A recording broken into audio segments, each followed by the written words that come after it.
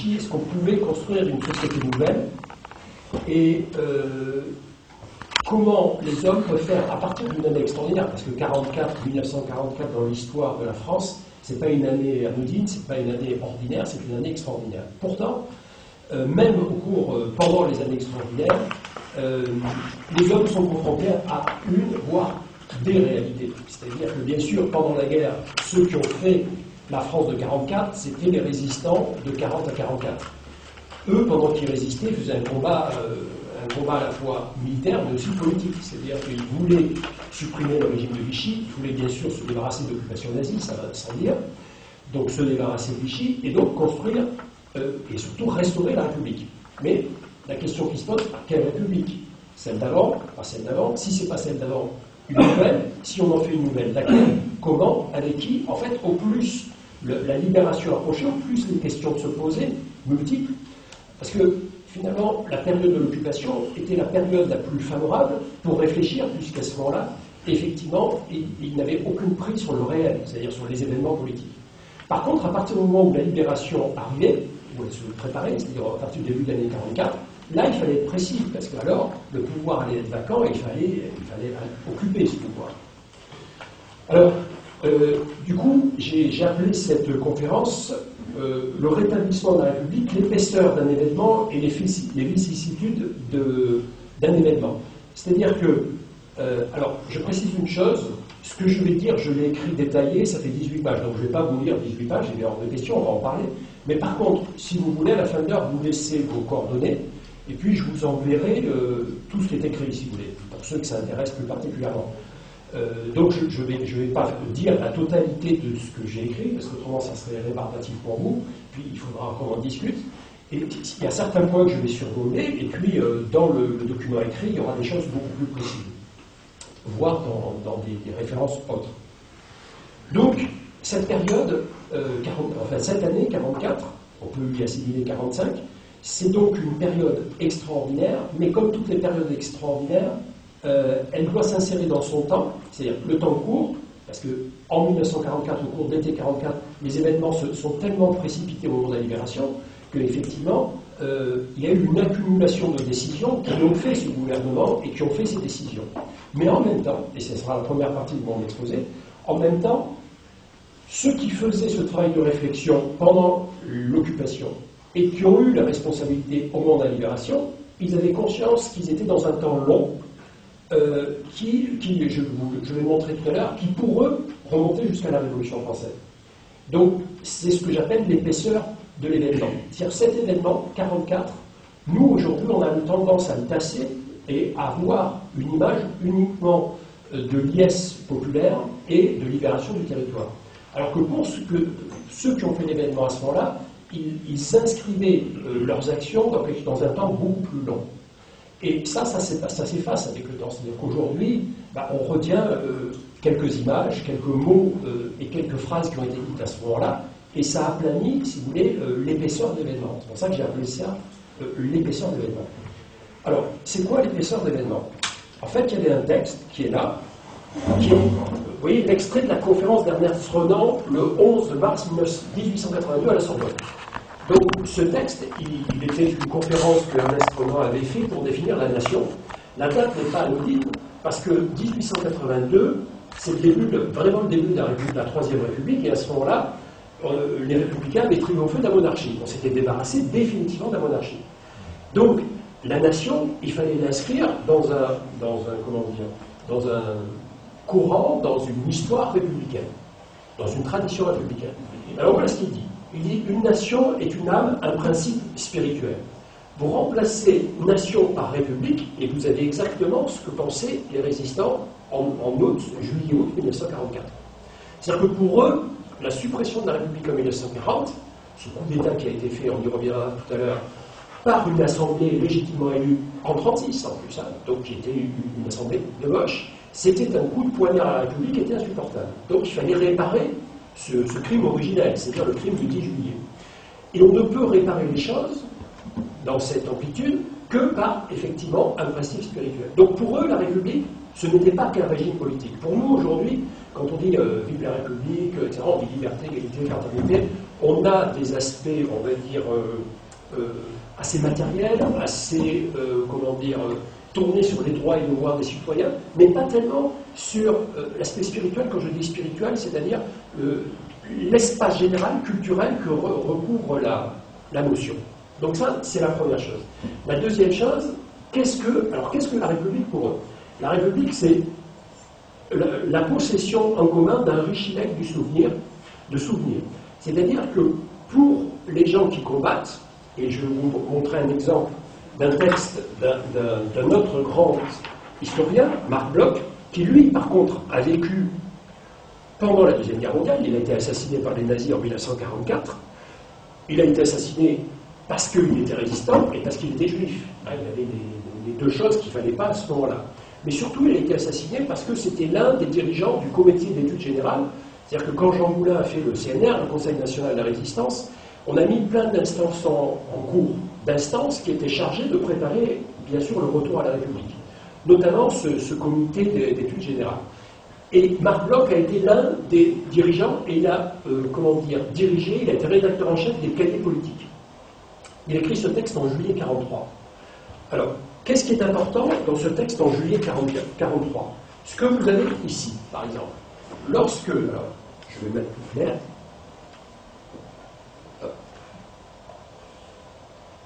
Voilà. Lorsqu'au cours d'une crise décisive, on est à ce moment-là dans une crise décisive, il écrit ça en 1943. La France prit conscience d'elle-même et voulut fonder, sur la base de l'égalité devant la loi, un ordre social nouveau. La monarchie, donc là il parle de la Révolution française bien sûr, la monarchie tomba du côté où elle penchait. C'est-à-dire, elle prit parti pour les privilégiés contre le peuple et n'hésita pas dans cette intention, à faire appel à l'étranger. Bon, puisqu'en 1792, la guerre est déclarée entre la France, l'Autriche-Hongrie et la Prusse. Entre le pouvoir royal et la souveraineté de la nation, la question était désormais posée et le coup près qui trancha la tête de Louis XVI tranchait par là même ce tragique débat. C'est-à-dire que pour eux, alors c'est là qu'on voit la distance qu'il y a entre eux et nous. C'est-à-dire que quand vous voyez aujourd'hui le débat autour de l'exécution de Louis XVI, aujourd'hui, dans l'opinion publique, les choses telles qu'elles sont posées ne se posent pas dans ces termes. C'est-à-dire qu'aujourd'hui, quand les gens pensent à Louis XVI, à l'exécution de Louis XVI, on se dit ah ben c'est peut-être une erreur de la Révolution française, on n'aurait pas dû, ah mais Marie-Antoinette, pourquoi elle a été exécutée, etc.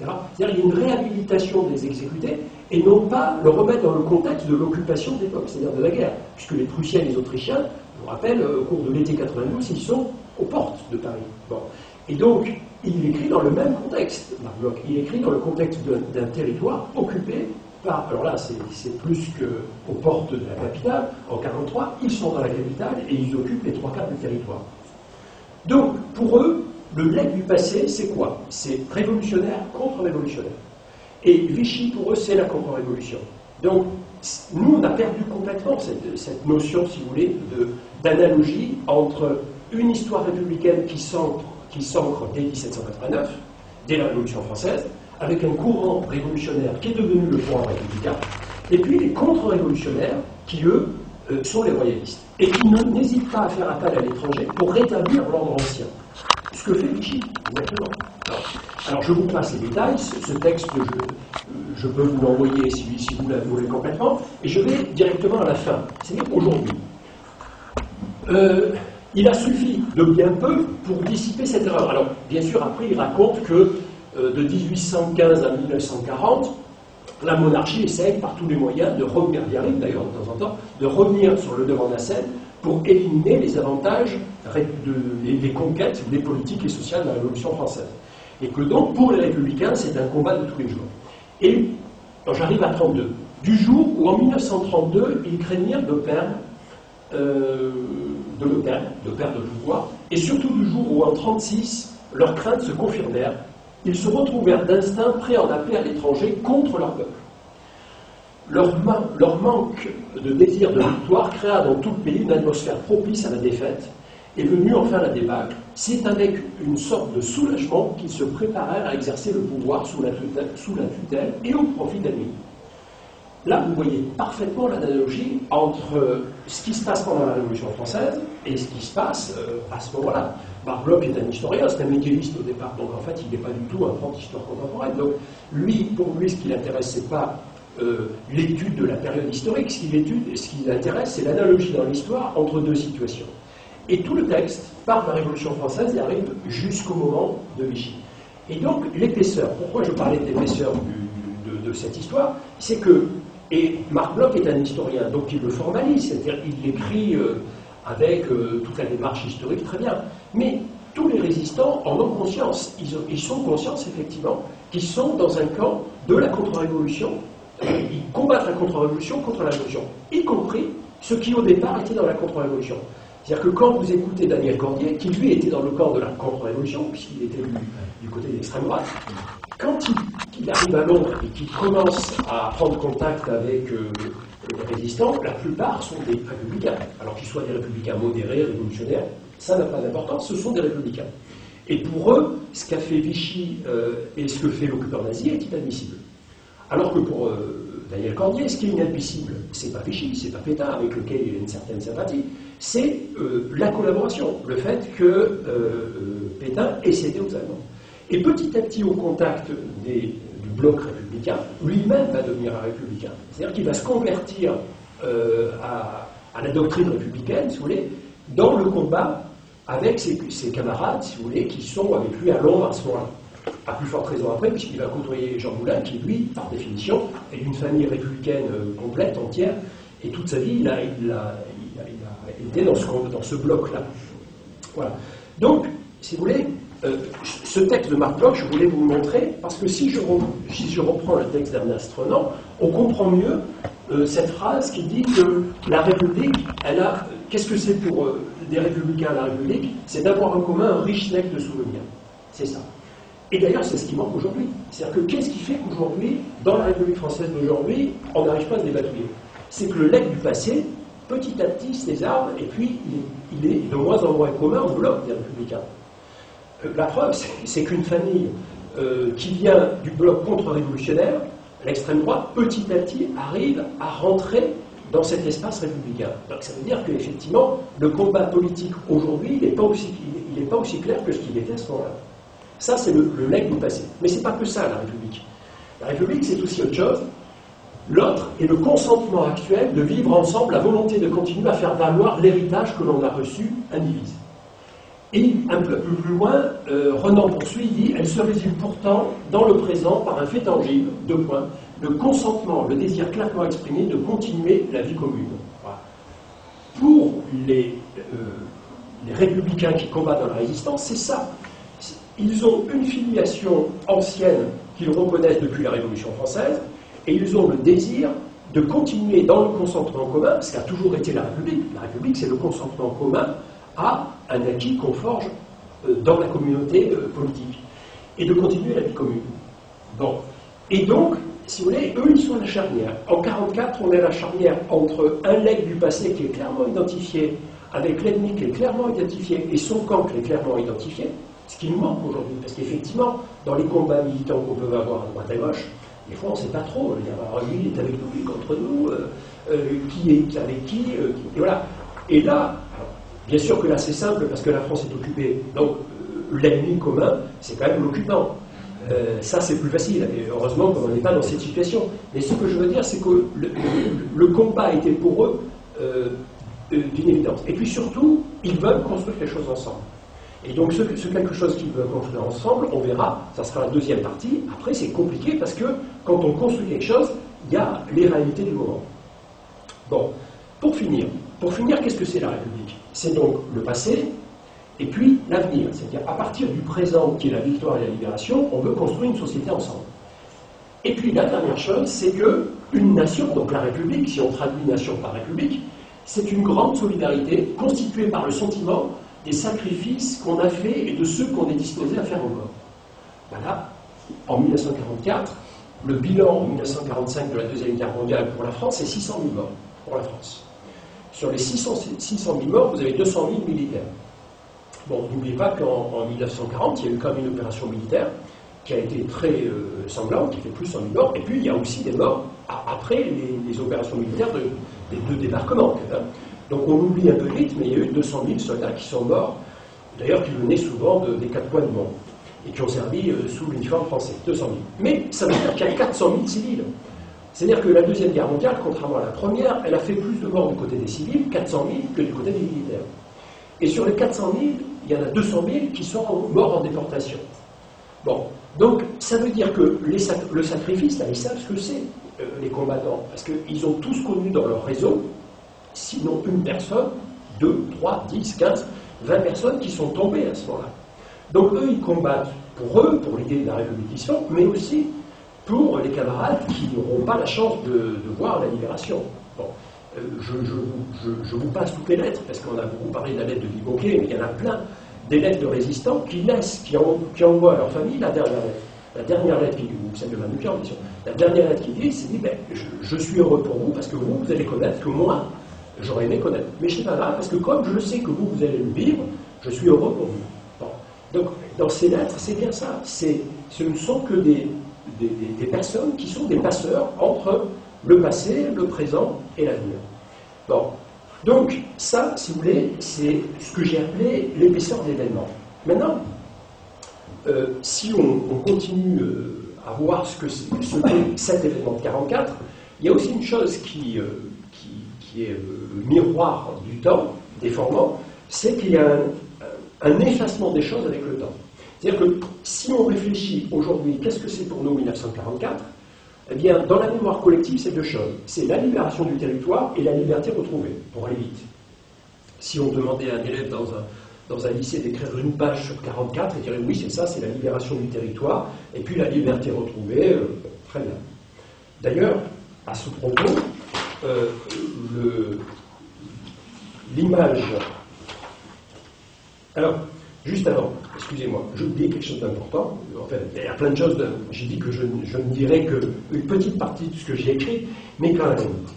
Avant de passer à l'effacement du temps, toujours sur l'épaisseur de l'événement, ce que je disais passé, présent, avenir. Camus a écrit dans le combat pendant toute la guerre. D'ailleurs, il écrira encore dans le combat jusqu'en 1947. Voilà ce qu'il écrit dans le combat le 12 janvier 1943. Donc d'un journal clandestin, imprimé à Lyon, dans les plus grandes difficultés, bien sûr, comme vous le savez. Entre parenthèses, peut-être je n'aurai pas l'occasion d'y revenir tout à l'heure, mais la presse pendant la résistance, l'occupation, c'est 1000 journaux. C'est incroyable, il n'y a jamais eu autant de journaux écrits politiques, je veux dire, parce qu'aujourd'hui il y a plein de journaux, mais qui ne sont pas tous effectivement de nature politique. Il y a 1000 journaux écrits en clandestinité. C'est-à-dire que même l'occupant a du mal à avoir une presse officielle qui peut suivre la presse clandestine.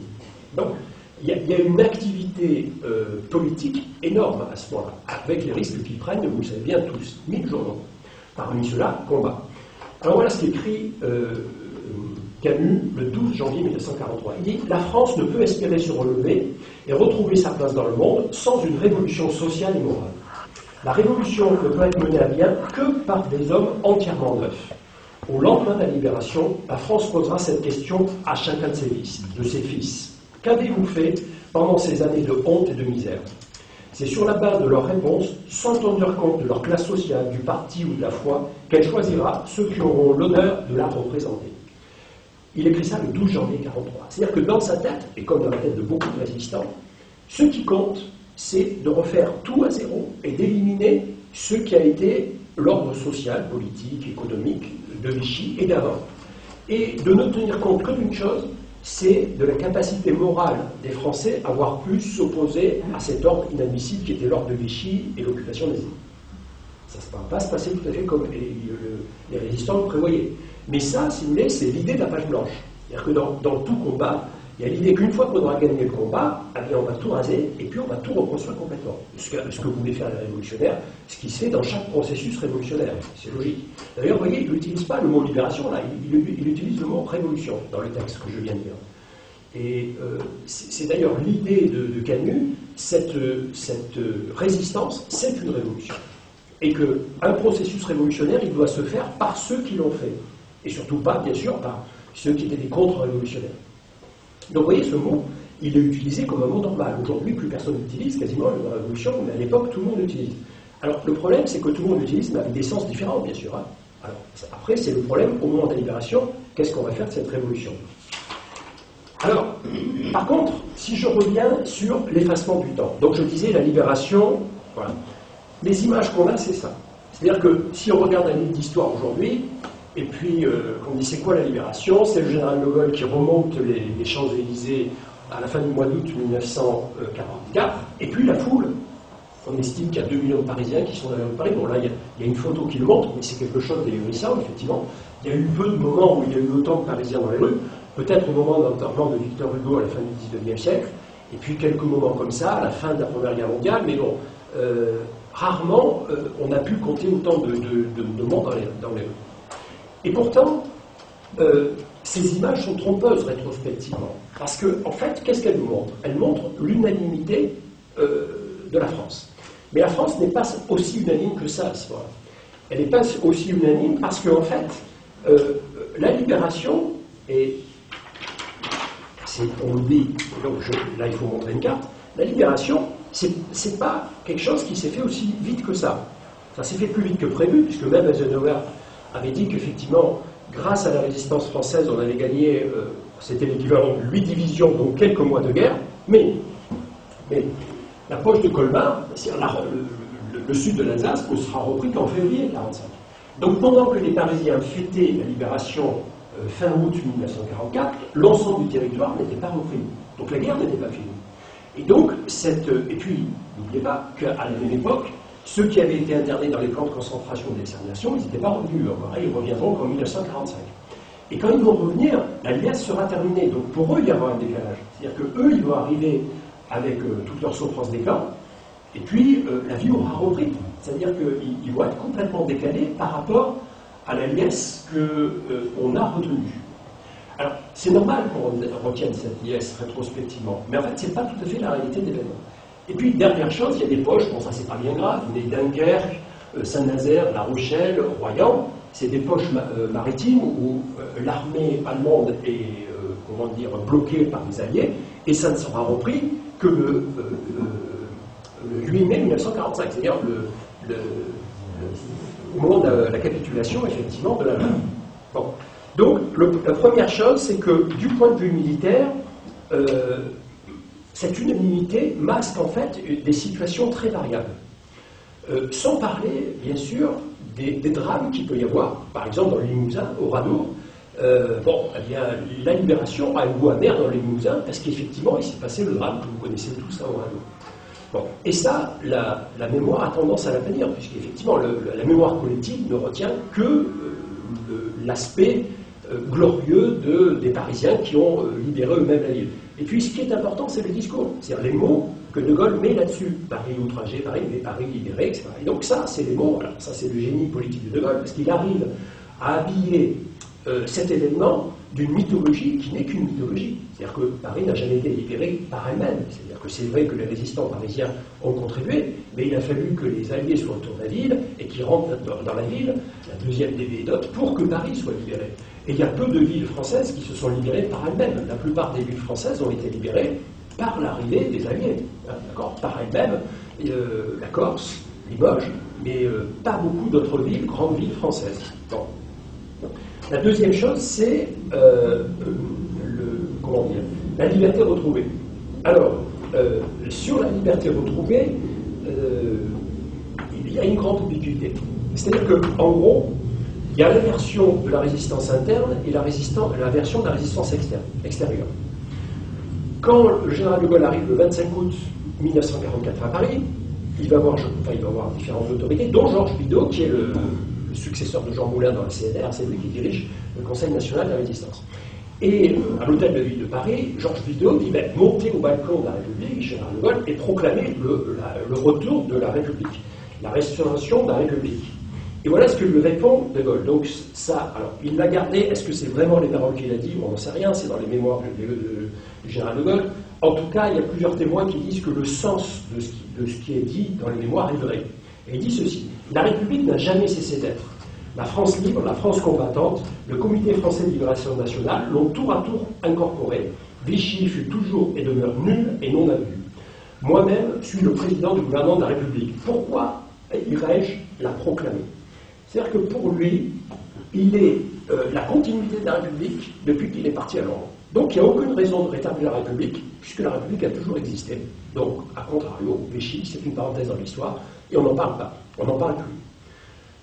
Ça, c'est un problème, parce que d'ailleurs, c'est pour ça que la France a eu tant de mal avec Vichy, parce que pendant des années, le mythe gaulliste qu'il invente avec Vichy, ce qu'on avait fait, effectivement, pendant la période 40-41. De l'autre côté, Bidault ne peut pas l'accepter. C'est-à-dire que Bidault, il représente les résistants de la résistance intérieure. Eux, ils ont souffert, ils sont morts, il y avait des occupants, ils ont bien vu que la République avait été supprimée, qu'il n'y avait plus écrit liberté, égalité, fraternité au fronton numérique, qu'on a enlevé toutes les statues, etc. Donc il y avait une réalité matérielle à la fin, à la disparition de la République pendant 4 ans. Et donc, là, il y a eu un décrochage entre les deux visions de la liberté retrouvée. Pour De Gaulle, c'était la consécration politique du fait qu'il ait raison politiquement en 1940. Pour les résistants, c'était quelque chose d'inachevé. C'était une liberté retrouvée, mais inachevée. C'est-à-dire qu'on n'allait pas jusqu'au bout. Et bon, je vais vite pour passer à la suite. C'est là que j'arrive, justement, ça on est déjà dans les vicissitudes de l'événement. C'est-à-dire toutes les ambiguïtés de l'événement. Cet événement, aujourd'hui, on a oublié ce face-à-face entre Bidault et De Gaulle, entre deux conceptions, deux visions de la République. L'un qui disait elle n'a jamais cessé d'exister, et l'autre qui disait on a combattu, nous, et on est mort en grande partie parce qu'on voulait qu'elle soit rétablie. C'est deux visions d'histoire qui donnent un sens complètement différent à la période. Et donc, c'est deux façons d'écrire l'histoire qui ne sont pas compatibles. Et d'ailleurs, il faudra attendre, vous le savez, les années 80 et 90, notamment les procès, Toulier, Papin, etc., pour que, par la justice, on se repenche sur un passé qui n'avait pas fait le travail vraiment au moment où il devait se faire, c'est-à-dire au moment de la liberté. Alors justement, j'arrive à cette deuxième partie, c'est qu'il y a des réalités qui vont vite s'opposer. Celle-là est une réalité. La première des réalités, c'est qu'est-ce qu'on fait de Vichy en 1944, en août 1944. Est-ce qu'on l'oublie ou est-ce qu'on le met sur la table et qu'on en parle tout de suite? Les résistants intérieurs veulent qu'on en parle tout de suite et la résistance extérieure dit on va l'oublier pour 1000 raisons et je vais y revenir tout de suite. Donc cette unanimité, elle se lézarde, si vous voulez, sur 3 points. Sur la justice, je vais en parler tout de suite, l'idéal, l'idéal universaliste français, et puis le 3e point, le mondial social et économique. Bon. Puisque, en fait, dans le programme du CNR, il était bien question d'une république sociale et démocratique. Donc, qu'est-ce qu'on fait réellement de ça? Si je commence par la justice. Alors, le problème de la justice, déjà, De Gaulle l'aborde le 19 juin. Le lendemain du discours, le 18 juin, déjà le discours du 18 juin, vous savez, c'est celui qu'on vous présente comme le discours du 18 juin, n'est pas tout à fait celui-là. Enfin, ça, c'est pas grave. Passons directement au lendemain. Le 19 juin, voilà ce que dit De Gaulle à la BBC. Il dit « À l'heure où nous sommes, tous les Français comprennent que les formes ordinaires du pouvoir ont disparu. » Bon. Devant la confusion des âmes françaises, devant la liquéfaction d'un gouvernement tombé sous la servitude ennemie, devant l'impossibilité de faire jouer nos institutions, moi, général de Gaulle, soldat et chef français, j'ai conscience de parier au nom de la France. Voilà. Alors, c'est ce que je vous dis tout à l'heure. Il dit ça le 19 juin. C'est-à-dire que déjà, il a l'idée que la République sera un jour restaurée, que c'est lui qui aura assuré la continuité et qui pourra ainsi discréditer complètement, voire nier même l'existence de la légalité, de la légitimité de ce gouvernement de Vichy. Après, il s'entoure de Cassin, qui est un juriste, et Cassin va petit à petit, c'est d'ailleurs celui qui a fait un peu plus tard, en 1948, l'un des rédacteurs de la Déclaration universelle des droits de l'homme, et c'est un des seuls grands juristes universitaires français qui est aux côtés de Gaulle dès 1940. Et voilà ce que Cassin lui prépare pour sa déclaration, la déclaration de Gaulle du 10 août 1942. Il dit « La conclusion du grand débat sur les responsabilités est très facile à tirer. » La responsabilité de Vichy, bien sûr. La justice sera rendue quand les maîtres de l'Allemagne et de l'Italie, qui ont déchaîné cette guerre, auront été vaincus. La justice sera rendue quand les chefs français qui se sont montrés indignes d'un des chefs auront été condamnés. Et voyez comme tout se tient et s'enchaîne. Le châtiment des premiers et le châtiment des seconds s'accomplira simultanément. Oh certes, pas des deux mains, car la justice s'avance à pas lents, mais un jour sans aucun doute. Car s'il faut qu'il y ait un soleil, il faut aussi qu'il y ait une justice pour le monde et la France. La justice viendra donc, c'est la victoire qui l'apportera. C'est-à-dire que dans ce discours, il annonce que la justice sera une justice de vengeance vis-à-vis de chefs indignes. Mais pas la remise en cause d'un système. Parce que, certes, il y avait des chefs, certes, il y avait Pétain, Laval, etc. Mais Vichy, c'était aussi un système politique. qui avait collaboré avec l'ennemi. Et donc, à partir du moment où on ne remet pas en cause le système, c'est que déjà on a une vision de la justice qui va être de punir certains pour en faire des exemples, mais de ne pas s'attaquer au système. C'est-à-dire de pas. C'est la différence entre Nuremberg et la justice. À Nuremberg, quand on a fait le procès Nuremberg, on a défini d'abord qu'est-ce qu'on allait juger. Un système nazi. Après, on a défini un délit, un crime. Crime contre l'humanité, puisque ça n'existait pas avant Nuremberg. Et après, on a fait venir des prévenus pour voir si ça correspondait. En France, ça ne s'est pas passé comme ça. En France, il n'y a pas eu de remise en cause du système globalement. Et en gros, la justice, elle a été très clémente pour beaucoup de collaborateurs parce qu'on avait besoin d'eux. Si je prends la justice, par exemple, les juges, les magistrats, en 1940, ils devaient prêter un serment à Pétain. Il n'y en a qu'un seul qui ne prête pas le serment. C'est-à-dire que le corps des magistrats, dans sa quasi-totalité, il collabore. Et il collabore gravement, puisqu'on crée des instances complètement uniques, sans défense, etc. Et c'est bien ces magistrats professionnels qui font tourner ces juridictions. Ils auraient dû être évoqués. On n'en révoque que 25%. 75% du corps de la magistrature, c'est ceux qui vont eux-mêmes rendre la justice après-guerre. Donc effectivement, là il y a un problème. Parce que comment rendre la justice, rappelez-vous le texte de l'heure de Camus, comment rendre la justice avec des gens qui, au moment où les résistants envisageaient une société nouvelle, eux ils étaient dans le camp des tortionnaires et condamnés à tour de bras. Bon. Donc là il y a un vrai problème. Et ce problème, on le voit très bien dans ce tableau. Voilà. Alors, ce tableau, c'est comment la justice elle a été rendue, justement. Alors, vous savez qu'il y a la justice expéditive, c'est-à-dire qu'il y a des résistants qui sentaient bien qu'effectivement, la justice risquait de leur échapper. Donc, il y a eu des exécutions arbitraires, sans jugement, etc. Alors, c'est intéressant, parce que suivant les historiens qui les majorent sont ceux qui sont plutôt proches, on va dire, de la contre-révolution, et ceux qui les minorent, c'est ceux qui sont plutôt proches des résistants. Les historiens les plus honnêtes arrivent autour des chiffres de 9 000. Il y a eu 9 000 exécutions sommaires où il n'y a pas eu de procès. Donc, des exécutions, pas de jugement.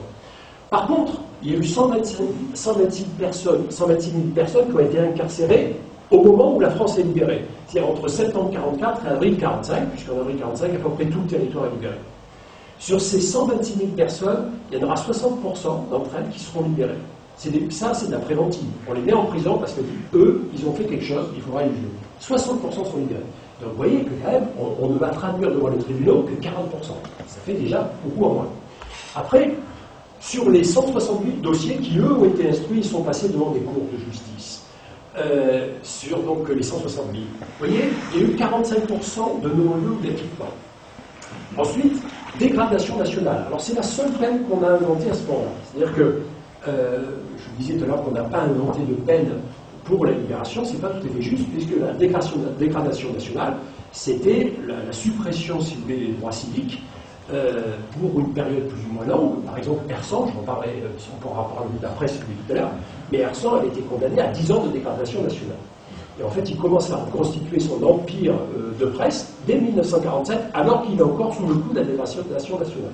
Alors qu'il a été un des pires collaborateurs qui soit pendant la Deuxième Guerre mondiale. Bon, je passe. Dégradation nationale, 25%. Je dis ça parce qu'en fait, ils restent en liberté. Ils n'ont pas de peine, si vous voulez, ni de prison, ni de travaux forcés, encore moins de peine capitale.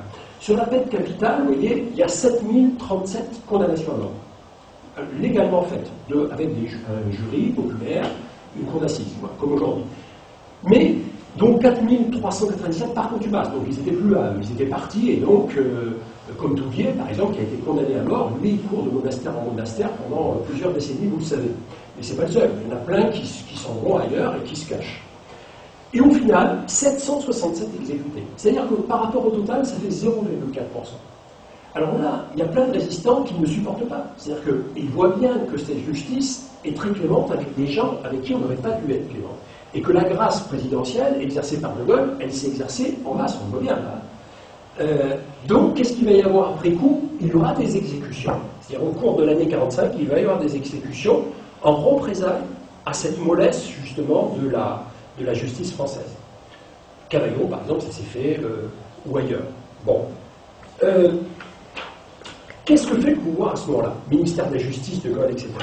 eh bien, ils instrumentalisent des procès politiques pour que certaines personnes, on fasse, comme on dit, la justice par en haut. C'est-à-dire qu'au lieu de poursuivre un système et de se débarrasser du mal au fond, c'est-à-dire pourquoi des gens avaient collaboré, pourquoi des gens avaient déporté des juifs ou avaient exécuté des résistants, etc., on se dit, ben, c'est la faute au chef. Et donc, les deux procès majeurs, c'est Pétain et Laval. Si je prends que le procès Pétain, vous avez, l'IFOP existait déjà. Parisot n'était pas né encore, mais l'IFOP existait, et l'IFOP faisait des sondages. Et qu'est-ce que l'IFOP faisait? Vous voyez, de septembre 1944 jusqu'à juillet 1945, ils interrogeaient les Français sur qu'est-ce que vous pensez qu'on devrait faire du maréchal Pétain. Au moment où il s'en va, il fuit la France. Vous voyez qu'il y a à peu près 60% des Français qui disent qu'il faut la quitter. Donc il est encore le maréchal protecteur bouclier qui avait protégé les Français. Et en fait, au cours de l'automne 1944, et surtout de l'année 1945, vous voyez comme moi, que les gens, les Français qui souhaitent un acquittement sont de plus en plus réduits, et qu'en gros, il y a 70% des Français qui voudraient soit la peine de mort, soit une condamnation. Donc, le procès Pétain a été utilisé par le pouvoir comme un moyen, qui a duré 5 semaines, donc il a été long, contrairement au procès Laval qui a été bâclé, oui, mais le procès Pétain s'est fait dans les règles de l'art, avec une défense, avec tout ce qu'il faut pour que justement, ça soit un procès entre guillemets pédagogique, et pour dire, vous voyez, on a condamné le chef à la pire des condamnations, la condamnation à mort. Le jury avait lui-même dit, comme la personne est âgée, on demande la grâce. Ce qui sera fait par De Gaulle, il va le gracier. Mais, pour revenir à ce que j'ai dit tout à l'heure, Pétain, qui est de plus en plus la personne sur laquelle on va tout mettre. Si tout s'est mal passé, c'est parce qu'il y avait Pétain. Et ça permet à des tas de personnes d'échapper, de passer entre les gouttes, puisque c'est Pétain qui est responsable et Laval qui sont responsables de tout. Bon. Donc, cette justice, elle est une justice pénale, mais pas une justice civique. C'est-à-dire qu'après une guerre, regardez ce qui s'est passé au Rwanda, regardez ce qu'avait fait aussi Mandela, par exemple, en Afrique du Sud, ils ont essayé de faire leur justice, ça ne veut pas dire qu'il faut forcément condamner les gens, c'est pas ça la justice. La justice, c'est tout poser sur la table pour essayer de voir quels sont les torts de tous les côtés. Alors, s'il faut des condamnations, il y aura des condamnations. Mais ne pas se servir d'exemple pour exonérer de parler du système. Et ce qui est intéressant, c'est que si on prend quelques cas, les intellectuels, les écrivains, eux, ils ont pris beaucoup. Parce qu'en fait, ils étaient à la pointe du système, si je veux dire. Dans le système de propagande de Vichy, on se servait d'eux. Donc, bonsoir. Donc, ils ont été largement exécutés. Par contre, le patronat, j'ai parlé des magistrats tout à l'heure, eux, ils sont épargnés largement. C'est-à-dire que la plus grande partie des patrons ou des magistrats, ils vont vraiment passer entre les gouttes.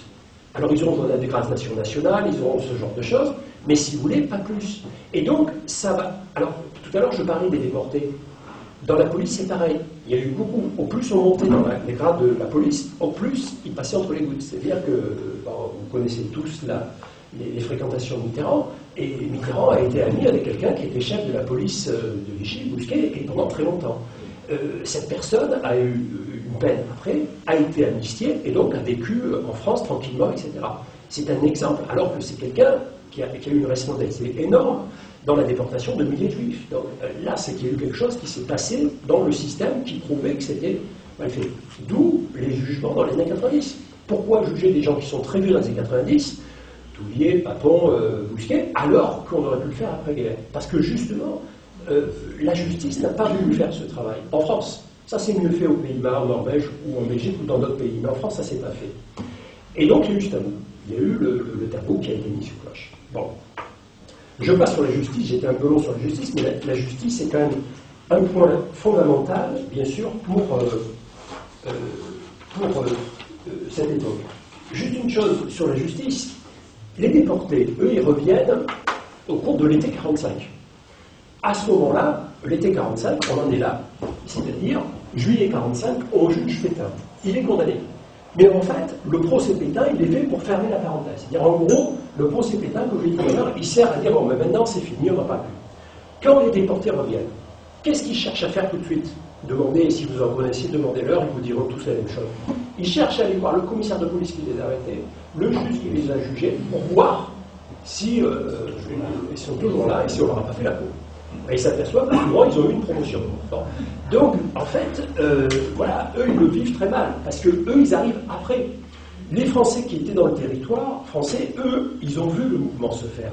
Et comment dire, par nécessité de paix civile, ils se sont dit oui, pour qu'on ne s'entretue pas tous, on va juger quelques chefs, et puis après les autres, on n'ira plus rien. Je passe les lois d'amnistie, mais dans les années 50, il y a eu plein de lois d'amnistie, justement, pour couvrir des tas de gens et pour éviter cette guerre civile. On avait peur de ce conflit, de cette guerre civile entre Français. Mais on est, alors ça pouvait être légitime, hein, on peut effectivement dire, si on avait déballé tout sur la table, on aurait pu avoir des excès. Mais en même temps, ça ne règle pas le problème, ça ne règle pas le problème des responsabilités des uns et des autres. Et donc, le problème va rester entier pendant très longtemps. Alors, ensuite, j'arrive à la deuxième chose, je regarde l'heure, je vais assez vite parce qu'il faut qu'on en discute après, restaurer le modèle universaliste français. Bon, la France, en 1939, on l'a oublié, mais en 1939, la France était considérée comme la première puissance politique du monde avec l'armée la plus puissante, en 1939. En 40, en 5 semaines, elle est battue à plat de couture par l'armée allemande et la France est occupée. Donc c'est un choc terrible. Pourquoi c'est un choc terrible? D'abord pour l'occupation, bien sûr, la défaite militaire, mais aussi parce que la France était considérée comme un modèle. Et que, alors, modèle depuis le XVIIIe siècle, siècle de lumière, modèle révolutionnaire, j'en parlais tout à l'heure, et puis modèle dans beaucoup de domaines culturels, politiques, etc. Et ça n'en est plus là du tout. Donc, l'une des choses fondamentales, c'est de reconstruire ce modèle universaliste, puisque l'histoire de France, contrairement à d'autres histoires nationales, italiennes par exemple, ou allemandes, elle s'est toujours voulue universaliste. Quand les révolutionnaires français font la révolution, ils la font pour les Français, mais pour le monde entier.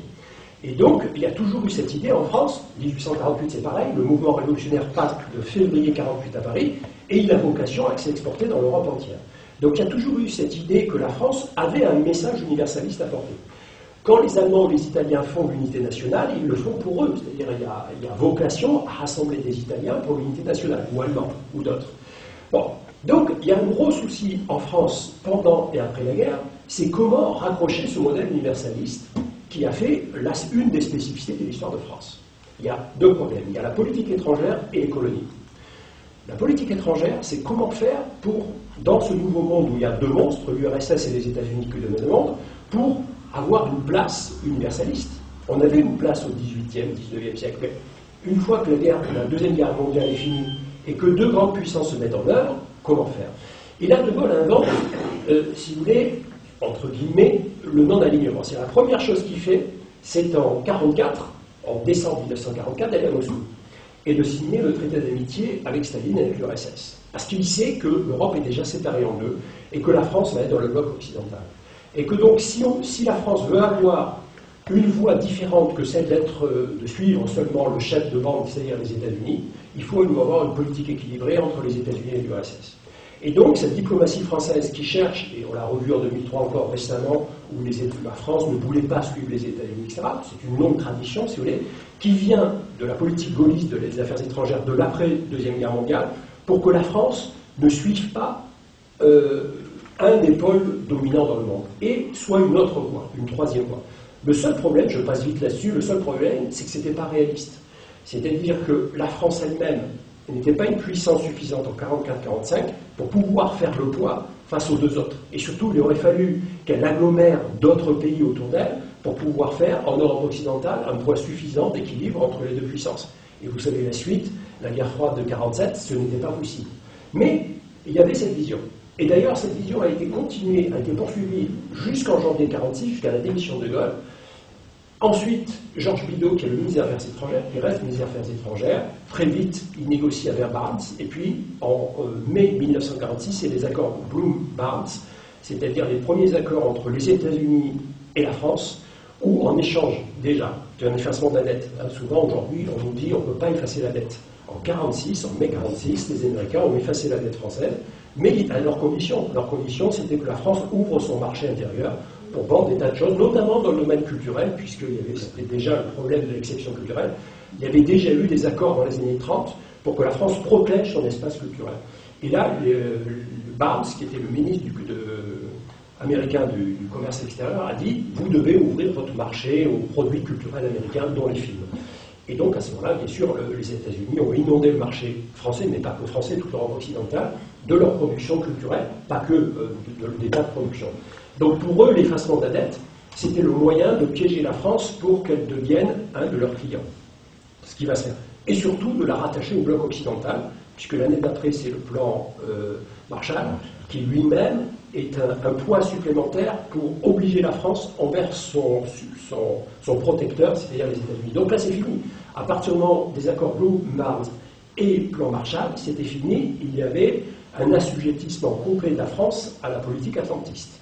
Et bon, après, ça va être très long à revenir, puisque effectivement, la 4ème République ne va pas se débarrasser de ça. Il y aura un épisode, effectivement, de reprise de cette politique de volonté de détachement des États-Unis, vous le savez, avec De Gaulle en 1966 qui sort du commandement intégré de l'OTAN.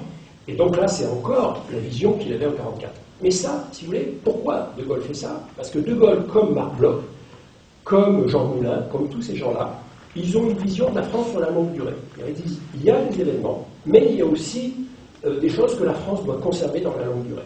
Il ne faut pas s'assujettir à qui que ce soit, ni à l'URSS, ni aux États-Unis. Et bon, ça n'a pas fonctionné, hein, vous savez. Les colonies. Alors, le modèle universaliste, il y a la politique étrangère. Après, il y a les colonies. On a un empire colonial, immense. De Gaulle s'est engagé. C'est-à-dire que De Gaulle s'était engagé déjà dans les colonies. Je n'ai pas pris ce texte. Il s'était engagé à Brazzaville, pas à la conférence de Brazzaville. La conférence de Brazzaville, c'était 1944, mais avant, en 1940, où il avait dit, puisque vous êtes, parce que l'AEF, l'Afrique équatoriale française, en 1940, est le premier territoire français à rentrer en guerre avec la France libre, le premier. Je ne parle pas de la Nouvelle-Calédonie ou d'Haïti, eux ils étaient déjà rentrés, ils sont très loin et très peu nombreux. Donc ils ne vont pas être un point décisif, même si politiquement c'est important. Donc l'AEF c'est quand même le Cameroun, c'est le Congo, et ça remonte jusqu'au Tchad, où Félix Éboué, le gouverneur du Tchad, est le premier gouverneur d'une colonie française à rallier De Gaulle dès l'été 40.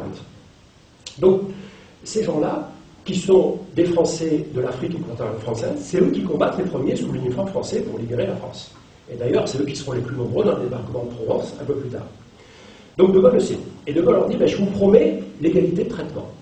L'égalité de traitement, c'est-à-dire qu'on va, après la guerre, faire qu'un Français des colonies sera pareil qu'un Français de métropole.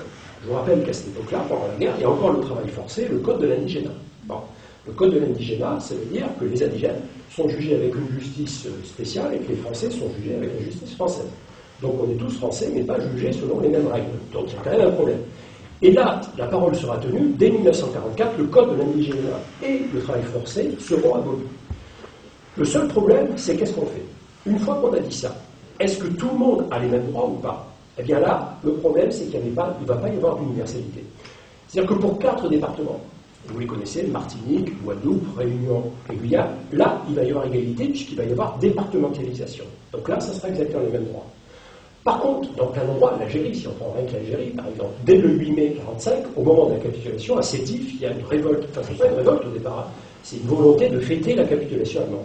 Mais ça se transforme effectivement en revendication. Les droits d'indépendance, les premiers. Voilà, tout à fait. Ça se transforme en revendication pour des droits. Et là, au lieu, puisque effectivement, De Gaulle avait dit on va négocier l'égalité. Il fallait négocier l'égalité. Et qu'est-ce que fait l'armée là-bas? Elle tire, elle réprime, et il y a 8 à 9 000 morts suite à ces événements. Donc là, le partage des droits, parce que l'universalisme, c'est quoi l'universalisme? C'est l'égalité des droits entre les citoyens. Ça aurait pu se faire. Et à ce moment-là, ça nous aurait évité la guerre d'Indochine et la guerre d'Algérie. Et ça ne se fait pas, malheureusement. Ça ne se fait pas pour des tas de raisons. Quant à l'Indochine, elle était déjà une fédération avec une autonomie avancée.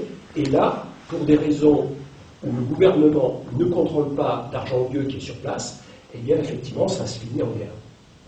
Bon, en tous les cas, je passe les détails. Si vous voulez qu'on parle du problème colonial, on peut en parler après. Mais ça, c'est un échec, si vous voulez, de la libération. C'est-à-dire que là, ceux qui ont conçu le pouvoir, ceux qui ont organisé le pouvoir politique après la guerre, n'ont pas réussi à transformer le projet universaliste en réalité sur le terrain. On ne le sait que trop avec les événements qui ont suivi. Dernière chose, et on va se finir sur les choses optimistes, c'est les réformes construire la République démocratique et sociale. Bon. Là, il y a eu pourquoi ça marchait dans ce domaine-là, et qu'on ait eu la sécurité sociale, la nationalisation, etc. C'est très simple. C'est parce que là, il y a eu encore entre la résistance extérieure et la résistance intérieure. C'est-à-dire que le programme du CNR, où il y avait des nationalisations, où il y avait des comités d'entreprise, c'est-à-dire une participation des ouvriers à la vie des entreprises, tout ça, Londres puis Alger partageaient la résistance extérieure. Donc, à partir du moment où il y avait partage des effets, y compris le MRP, Mouvement des radicaux populaires, pourquoi? Parce que c'est un nouveau parti qui est à ce moment-là. Il n'y a jamais eu, depuis le début du XIXe siècle, de parti chrétien-démocrate en France. Il y en avait en Italie, il y en avait en Allemagne, il y en avait en Autriche, mais en France, il n'y en avait pas. Il y avait des partis politiques libéraux, catholiques, plus ou moins intégristes, plus ou moins sociaux, etc. Mais il n'y avait pas de parti chrétien-démocrate, comme on pouvait avoir la CDU en Allemagne, ou les chrétiens-démocrates italiens. Et là, la guerre le permet, parce que justement, Bidault, qui va fonder un des fondateurs du MRP, Mouvement des Républicains Populaires, lui, il fait la résistance du début à la fin. Il est même président du CNR après Jean Moulin. Leur programme politique, si vous lisez le programme de ce parti au moment du congrès constitutif de ce parti en novembre 1944, mais il est plus révolutionnaire que n'importe quel parti politique d'aujourd'hui. C'est-à-dire qu'ils veulent nationaliser, ils veulent faire la sécurité sociale, etc. C'est-à-dire qu'à ce moment-là, ce parti qu'on dirait aujourd'hui de droite, il est beaucoup plus à gauche que beaucoup de partis de gauche aujourd'hui. Donc il y a un décalage à ce moment-là politique sur ce qu'on appellerait aujourd'hui la gauche qui est largement partagé. Dans la mesure où justement, ceux qui étaient les plus conservateurs, ils avaient rallié la contre-révolution. Eux, ils étaient ralliés complètement à Vichy, qui est complètement discrédité en 1944. Donc si vous voulez, pourquoi le programme de nationalisation, la sécurité sociale, ça se fait assez facilement. Je vais y revenir sur pourquoi ça ne s'est pas fait aussi vite. C'est parce que, justement, il y a unanimité là-dessus. Alors, la banque. Si je prends les nationalisations, je vais prendre deux exemples. La banque et l'énergie. Sur la banque, ce n'est pas vraiment une nationalisation complète. Elle est même très partielle. On nationalise la Banque de France et 4 banques, dont la Société Générale et le Crédit Lyonnais. Mais c'est des banques de dépôt. Toutes les banques d'affaires, elles passent entre les gouttes. Rothschild, Ward, la Banque des Pays-Bas, Suez, etc. Toutes ces banques-là, qui sont des banques d'affaires, elles restent privées.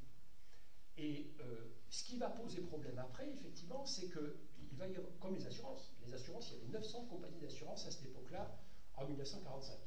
Bon, aujourd'hui, elles sont beaucoup moins nombreuses, il y a eu resserrement, fusion, tout ce que vous voulez. Mais sur les 900 compagnies d'assurance, il y en a que 34 qui sont nationalisées en 1944. Ces 34 faisaient quand même 60% de la part de marché des assurances. C'était pas rien, mais c'est pas la totalité. Donc là, c'est des nationalisations partielles. Pourquoi? Parce que à l'intérieur justement du gouvernement pluriel, certains disent qu'il faut laisser un secteur privé dans la finance et les assurances. Par contre, pour l'énergie, alors là, c'est là où on voit le rapport de force. C'est-à-dire que l'énergie, le ministère est confié à Marcel Paul, qui est un communiste. Et lui, il dit il faut plus laisser de sociétés privées de production d'électricité ou de gaz. Donc là, la nationalisation, elle est complète. Et on fait un monopole d'État, ce qu'on ne fait pas dans les assurances ou la banque.